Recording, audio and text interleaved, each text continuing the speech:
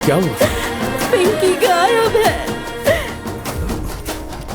आपने तो कहा कि वो स्कूल की पिकनिक पे गई हाँ है। कहा था मैंने, लेकिन निकलने से पहले ही उसकी स्कूल टीचर का रास्ते में एक्सीडेंट हो गया। स्कूल से कॉल आया था, उन्होंने कहा कि सारे पेरेंट्स अपने बच्चों को ले जा चुके हैं और कहा कि पिंकी अपने अंकल के साथ चली गई। फिर अंकल को कॉल कीजिए ना। सिंगापुर में हमारे कोई रिश्तेदार नहीं है, पिंकी का कोई अंकल नहीं है। आप रोइए मत, शांत रहिए। देखिए संभालिए अपने आप को, सब ठीक हो जाएगा, मिल जाएगी वो मिल जाएगी। आपकी एंगेजमेंट हो गई क्या? आपके कारण हमें पनिशमेंट मिल गई, हमारी पिकनिक कैंसिल हो गई। पिंकी कहाँ हो तुम? क्यों, आपको नहीं पता? आपके दोस्त मुझे यहाँ लाए हैं, बात करेंगे? पिस्ता फ्लेवर तुम्हें बहुत पसंद है ना? बात कीजिए। कांग्रेचुलेशन शिवा, सुना है तुम्हारी सगाई हो रही है। एक छोटा सा चैलेंज जीतने के लिए इतनी बड़ी रिस्क ले ली तुमने। वैसे भी मुझे क्या करना है, वो तुम्हारा पर्सनल मैटर है। तुमने सारे लोगों को वहां इकट्ठा तो कर लिया, लेकिन इस छोटी सी बच्ची को भूल गए। बाहर झांक कर देखो। वो देख पिंकी।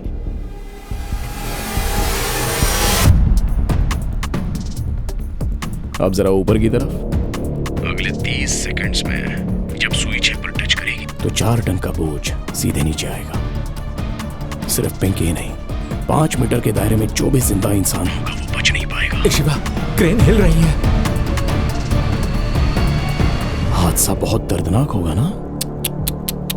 मैंने तुमसे पहले ही कहा था कि ये बचपन का खेल नहीं है। गुड बाय शिवा, तुम हार गए, मैं जीत गया। कुछ कर, क्रेन हिल रही है। मुझसे 100 कदम आगे हो तो इतनी कच्ची चाल कैसे चल गए?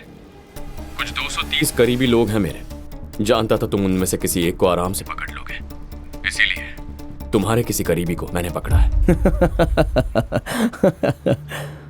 मेरे ना कोई आगे ना पीछे, कोई रोने वाला नहीं है। No emotions. ये झूठ दुनिया को बताना Rajiv.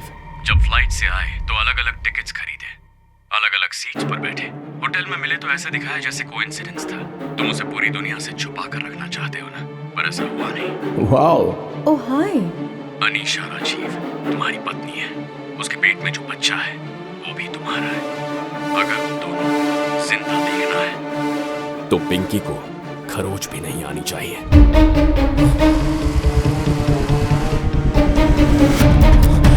Stop the crane! Stop the crane! Stop the crane! Stop it! Stop it! Stop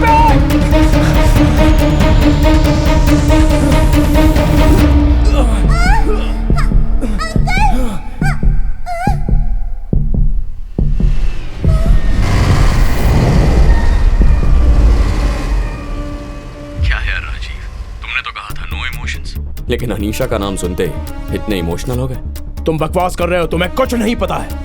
Anisha कहाँ है? तुम्हें लगा मेरे करीबी लोगों को मारने का चैलेंज दोगे और मैं सिर्फ दुकान में बैठकर सामान पैक करूंगा?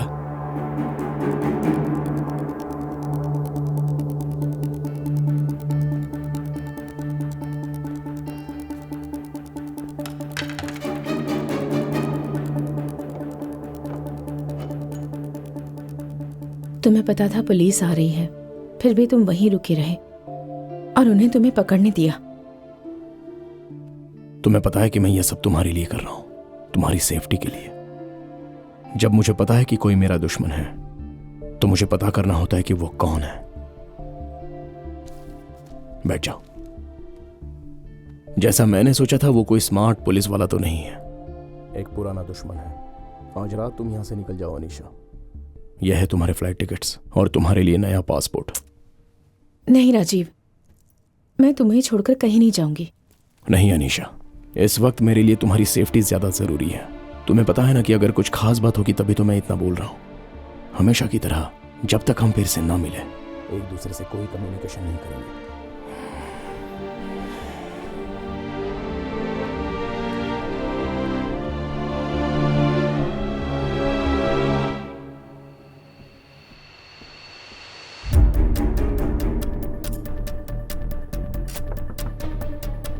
कौन है? Complementary chocolates ma'am. राजीव ने कहा कोई पुरानी दुश्मनी है, तभी मैं समझ गई थी। क्या चाहिए तुम्हें मुझसे? तुम्हारा और राजीव का क्या रिश्ता है? वो नहीं चाहता कि किसी भी जिंदा इंसान को ये बात पता चले। मेरी चेतावनी, मरते दम तक याद रखना। ये रखो पूरे साल की स्कूल फीस। नहीं राजीव, अगर तुम्हारे डैड को पता चला तो? अनीशा, तुम्हें पता है ना मैं तुम्हारे लिए कुछ भी कर सकता हूँ। पैसा मेरे लिए कोई बड़ी चीज नहीं है। लेकिन मेरे अंकल पूछेंगे कि फीस भरने के लिए पैसे कहाँ से आए, तो मैं क्या कहूँगी? कुछ भी कह देना, तुम्हारी फ्रेंड ने दिए या तुमने किसी कंपटीशन में जीते हैं। अच्छा ठीक है, थैंक्स। हे राजीव, वहाँ क्या कर रहा है? बारिश होने वाली है, चल चलते हैं। अच्छा अब तुम जाओ, हम कल मिलेंगे, ठीक है? वो बेचारी बिल्कुल अकेली है, मैं तो उसकी हेल्प कर रहा था। इस खेल का दांव 50,000 होगा। मामा। अरे बेटा, तुम जल्दी आ गई। जाओ जाओ जाओ जाओ जाओ, तुम्हारे लिए कॉफी रखी है। ए, क्या है? हाँ, नजर पत्तों पर रख। फिर से पीटर जीत गया। है ठंडा हो जा तू। अब क्या बोलता है? ए पीटर, तेरा उधार अब 2.5 लाख हो गया है। अगर मेरा पैसा 2 दिन के अंदर नहीं मिला तो सोच लेना। चलो रे। पीटर, ये सब तुम क्या कर रहे हो? तुम्हारे पास फूटी कौड़ी तक नहीं बची और तुम उन लोगों के साथ जुआ खेलते हो। अगर तुमने पैसे वापस नहीं किया तो वे तुम्हें मार डालेंगे। कमलेश भाई के साथ उन्होंने क्या किया, तुम भूल गए क्या?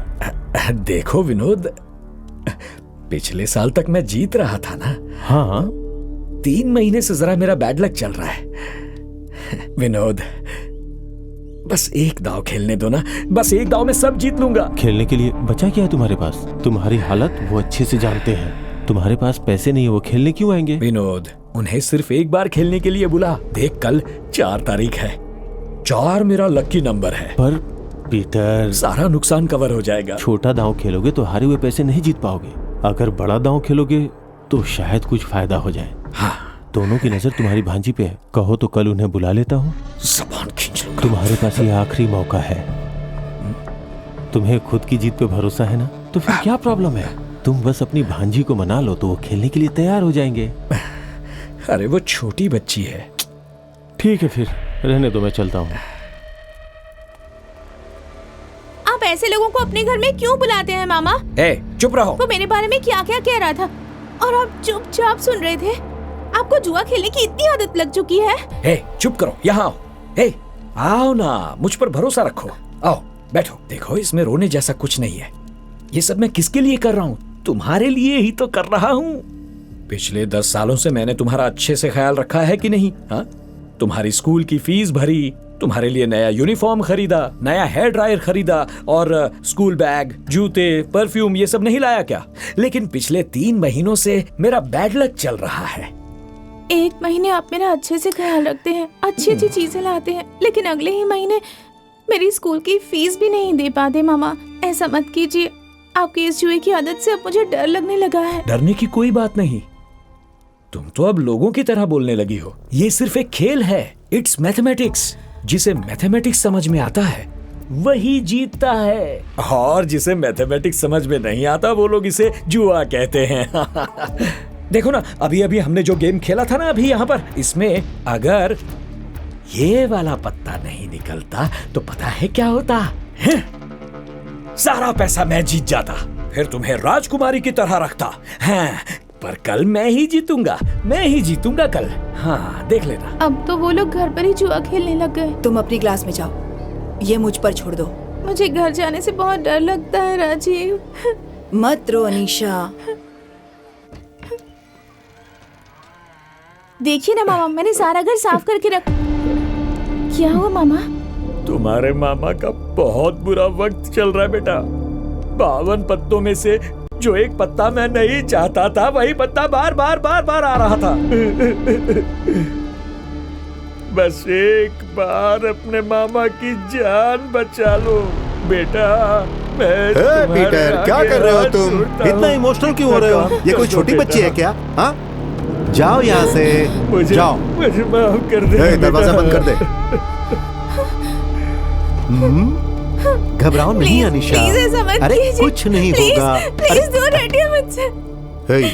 देख तो कौन है? छोड़ दो मुझे।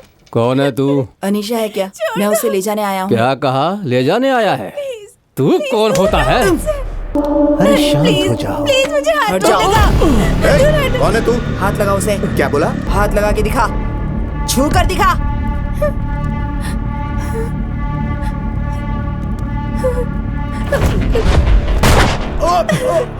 ए, संतोष!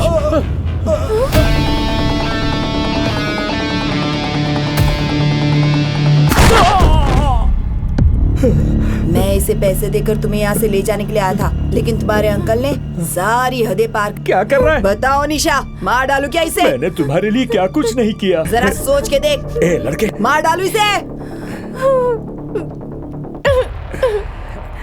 मैंने ही इसे पाल पोस कर बड़ा किया है। वो तो मेरा बैड लक चल रहा था ना, इसलिए मैंने इसे दांव पर लगा दिया। अब जब मैं जीत जाऊंगा, मैं इसका ख्याल रखूंगा। तुम नहीं रखोगे? बताओ इसे बेटा।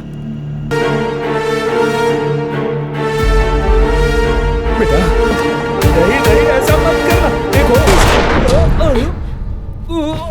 इसके बाद हम मुंबई आ गए, वहाँ से कोलकाता और फिर दुबई। हमने बहुत सारा पैसा कमाया। तुमने न्यूज में उन चोरियों और मर्डर्स के बारे में सुना भी होगा। उनमें से काफी मर्डर्स में हमारा ही हाथ था, लेकिन कुछ समय बाद हमने ये सब कुछ बंद कर दिया और एक नई जिंदगी की शुरुआत की। क्या कर रहे हो? Stop it. बैठो। हमें एक बड़ा असाइनमेंट मिला है, बहुत बड़ा असाइनमेंट। अनीशा, इसके बारे में हम बात कर चुके हैं। जिस दिन मुझे पता चला कि तुम माँ बनने वाली हो, मैंने ये सब छोड़ने का फैसला किया था। देखो, इतने सालों से मुझे एक अच्छी जिंदगी देने के लिए तुमने कितनी मेहनत की है। बस एक आखिरी बार सोचो कि तुम ये अंकिता के लिए कर रहे हो। ये मैं आशीष के लिए करूंगा। ये सिंगापुर वाला मिशन राजीव का आखिरी मिशन है, लेकिन ये उसकी पहली नाकामयाबी भी है। जब से उसे पता चला है कि तुम उसके पीछे हो, तब से वो तुम्हें खत्म करने के बारे में सोच रहा है। और अब तो तुम मुझे भी चाकू दिखाकर धमका रहे हो। मैं तुम्हें चोट नहीं पहुंचाऊंगा। मुझे तो बस यही जानना था कि राजीव तुम्हारे लिए किस हद तक जा सकता है।